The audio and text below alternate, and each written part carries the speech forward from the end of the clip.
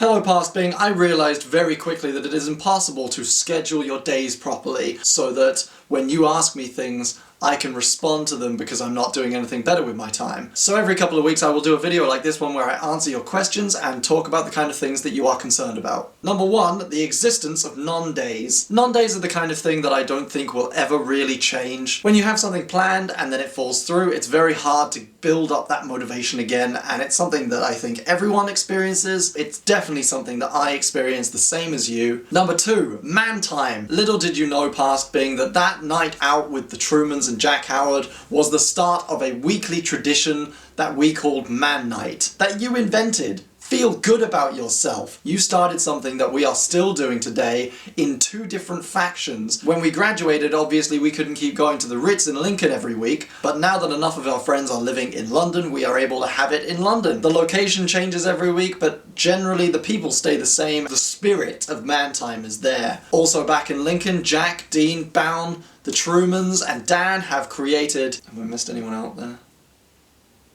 Screw it, have created a podcast based on what they talk about at Man Time. It's called Man Time Podcast. It's not safe for work, but I'll link to it anyway. Number three, Determinism Fact. You will have the best pub conversations when Jacob Truman is involved. I don't pretend to know all the philosophical waxings that come with determinism, but I try to be a man of science. And science tells me that on a molecular level you can observe predictable patterns. Refusing to expand that observation to human behavior and interaction is to acknowledge the divine element. So I guess I'm still a determinist, but feel free to point out all the ways that I'm wrong. Number four, always learning. Of course I am always learning, as evidenced by the fact that I just talked straight out of my ass. To ever reach a point where you are satisfied that you know enough or are good enough is ridiculous. You're learning, I'm learning, we will continue to learn. There is so much to know. One of the things I wish you had learned sooner is how to edit vlogs tighter. You're so awkward. And one of the things I didn't expect to learn is just how vulnerable I would feel when this project got underway. I am not a nervous guy,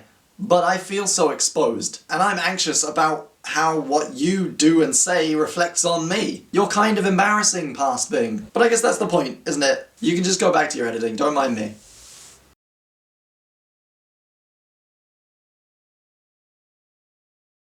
While we're talking about things, let's talk about the way I dress. I've had a few comments about this t-shirt in particular, how it shows up a lot. It's because I have 6 of them. Recently, relative to all of time recently, like in the last year or so, I've become a fan of the non-denominational block colour skinny tee. I love them, and my wardrobe is full of them. Grey, white, blue, red. I used to dress like this, and this, and this. I think I grew out of it. What seems endearing when you're a teenager, I think I now think is just attention-seeking. I do want people looking at the way I dress, but thinking, that's a tasteful guy. And being drawn to my face, my slim figure. I want ladies to see that I'm a man who knows quality, and not a man who wears charity shop waistcoats and covers them in badges.